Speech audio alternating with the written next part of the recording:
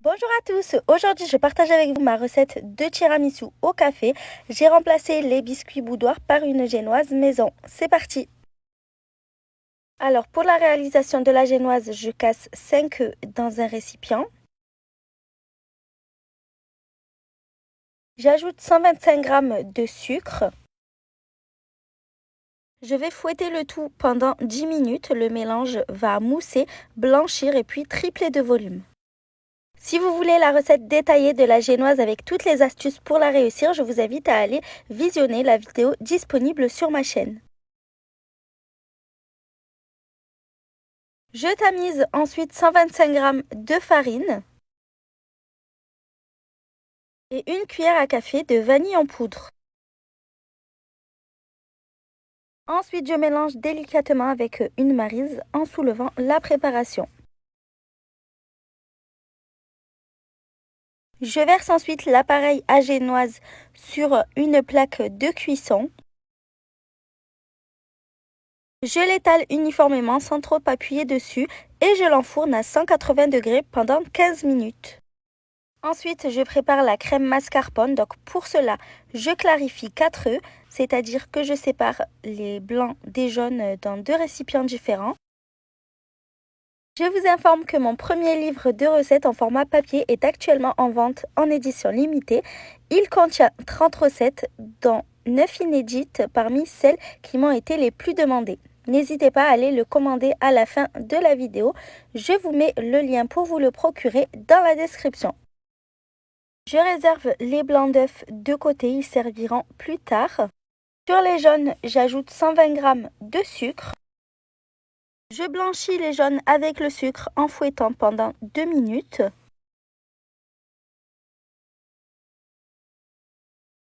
J'ajoute ensuite 475 g de mascarpone. Et je vais fouetter quelques secondes juste pour incorporer le mascarpone.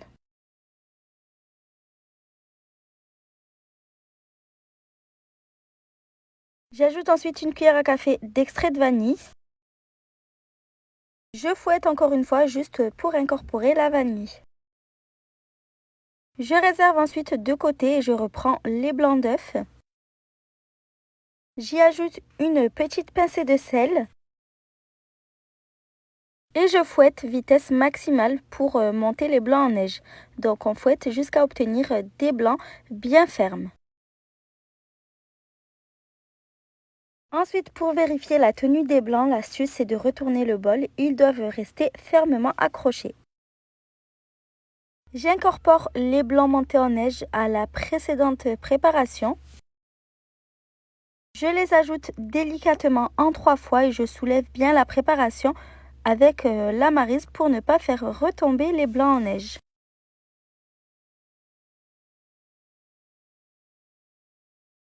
Pour le café, il nous faudra 200 ml d'expresso. Une fois que la génoise est cuite, je la sors du four et je la laisse complètement refroidir. Je vais ensuite découper 2 carrés de génoise autour du moule choisi. J'ai pris un moule de 20 cm. Je retire ensuite délicatement le papier sulfurisé. À l'aide du premier carré de génoise, je coupe un second carré.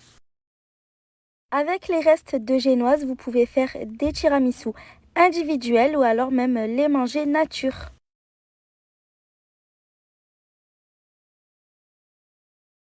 Je dépose un premier carré de génoise dans le fond du moule.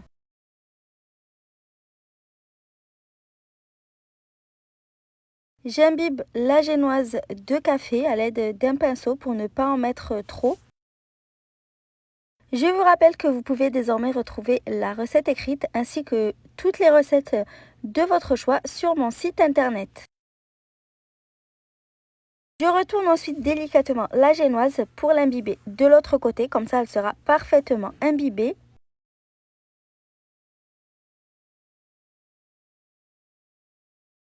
Je verse la moitié de la crème mascarpone sur la génoise.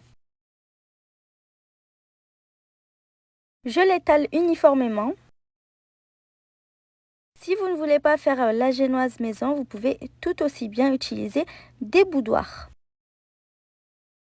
Je dépose ensuite le second carré de génoise, j'appuie un petit peu.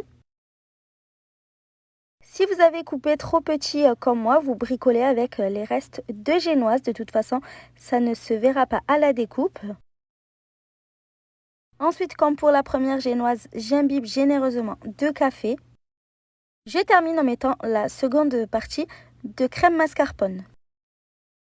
J'étale la crème uniformément. Ensuite, il faut réserver au réfrigérateur le temps que la crème prenne, minimum 4 heures, mais je vous conseille de la laisser une nuit complète dans l'idéal. Et avant de déguster, on recouvre la surface du tiramisu de cacao en poudre. J'espère que cette recette de tiramisu au café vous a plu. À bientôt!